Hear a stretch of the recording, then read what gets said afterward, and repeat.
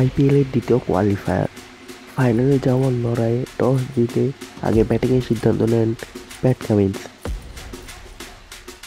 তাদের নজর ছিল ওপেনিং জুটিতে, তবে ট্রাভিস হেড ও অভিষেক শর্মাকে ফেরান মিচেল স্টার্ক। শেষ মুহূর্তে এসে জ্বলে উঠেছেন এই অস্ট্রেলিয়ান পেসার।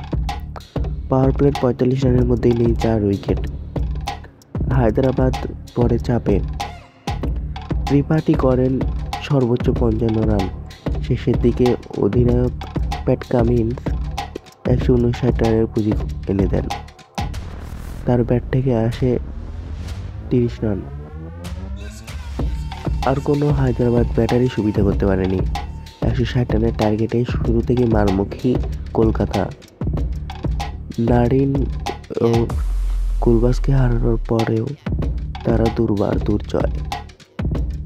অধিনায়ক শ্রেয়াস আয়ার ও ভেঙ্কটেশ্বর আয়ার মিলে ৩৪ বল আগেই ম্যাচ জিতে নেন। হায়দরাবাদের জন্য অপেক্ষা করছে কোহলি ফাউল প্লেসিদের বাধা। জিততে পারলে ফাইনাল, না জিততে পারলে আবারও ফাইনালে উঠবে বিরাট বাহিনী।